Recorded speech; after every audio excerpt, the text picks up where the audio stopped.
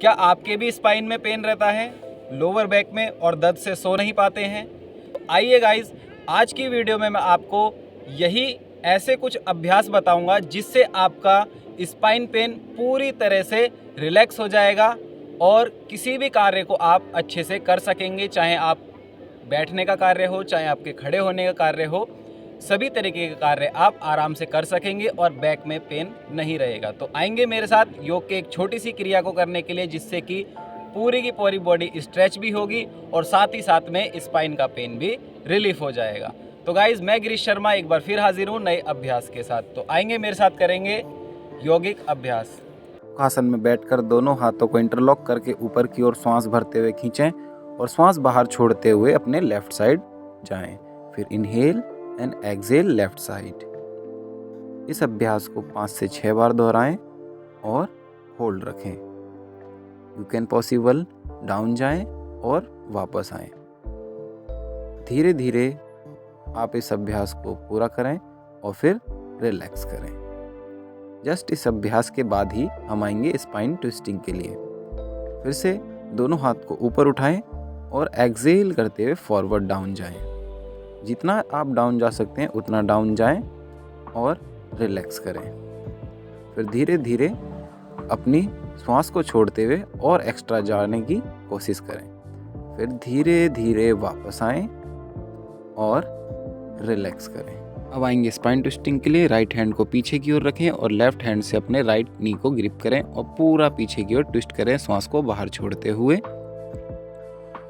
और धीरे धीरे फिर वापस आएं अपनी पूर्व स्थिति में और फिर से लेफ्ट साइड सेम पोजीशन से ट्विस्ट करें। एक्सहेल करते हुए ट्विस्ट करें और इनहेल करते हुए वापस आएं।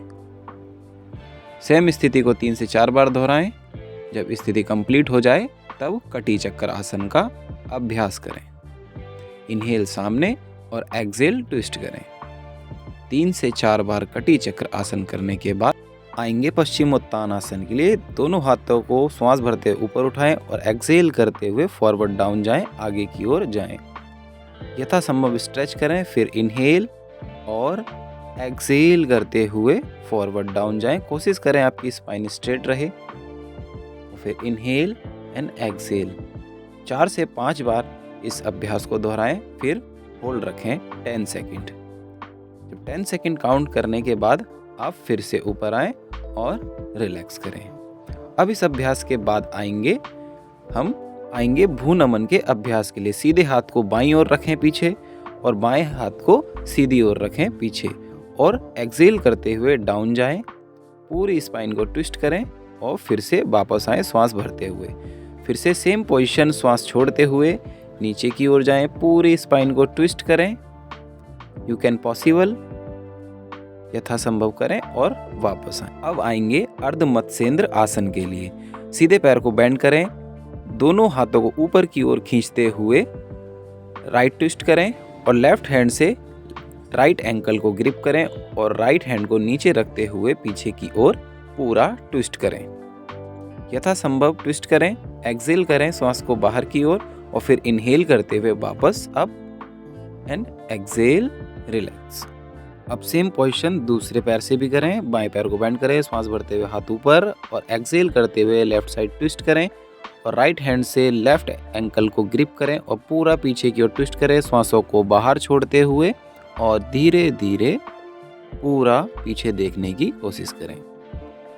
यू कैन पॉसिबल होल्ड रखें। फिर से श्वास भरते हुए ऊपर और एक्सहेल, रिलैक्स। अब आएंगे पर्वत और भुजंग आसन के लिए। पर्वत आसन में हील को मैट पे रखें, नी स्ट्रेट रखें, एल्बो स्ट्रेट रखें और इनहेल करते हुए भुजंग में जाएं। फिर एक्सहेल करते हुए पर्वत एंड इनहेल भुजंग। फिर एक्सहेल पर्वत और इनहेल भुजंग।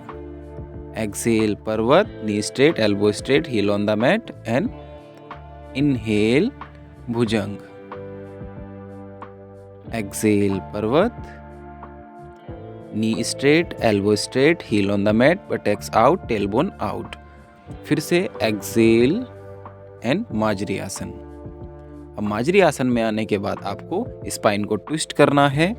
राइट हैंड को सामने रखें, लेफ्ट हैंड को नीचे की ओर से अपोजिट डायरेक्शन में निकालते हुए पूरा ट्विस्ट करें। फिर सेम पोजीशन को दूसरी साइड भी दोहराएं, पूरा ट्विस्ट करें। You can possible 5 second hold रखने के बाद से सुखासन में बैठकर दोनों हाथों को ऊपर की ओर सांस भरते हुए स्ट्रेच करें और exhale right side down, inhale up, exhale down, inhale up and exhale down. 4 से 5 बार इस अभ्यास को करने के बाद ही रिलैक्स करें। जब इस अभ्यास को आप कर लेते हैं तब इसके बाद हमें एक प्राणायाम की आवश्यकता होती है, जिससे कि जितनी भी ऊर्जा हमने एक्सेप्ट की है उसको हम पूरे के पूरे शरीर में उसका संचालन कर सकें और एक नई ऊर्जा को प्राप्त कर सकें। तो वह प्राणायाम करेंगे हम जो संपूर्ण शरीर में ऊर्जा को पहुंचा देगा और हमारे मस्तिष्क को भी शुद्ध कर देगा। आएंगे कपालभाति प्राणायाम के लिए। तो कपालभाति प्राणायाम के लिए किसी भी स्थिति में बैठ जाएं, सिटिंग यानी कंफर्टेबल पोज, सुखासन, पद्मासन, कमर गर्दन को सीधी रखते हुए डीप इनहेल करें और फिर एक्सेल करें। फिर लंबा गहरा श्वास भरते हुए श्वास को पूरा अंदर भरें और अपनी नेवल रीजन को कंटिन्यू पुश करते हुए श्वास को सिर्फ 20 टाइम एक्सेल करें। कुछ इस प्रकार श्वास भरी और कंटिन्यू एक्सेल 20 टाइम।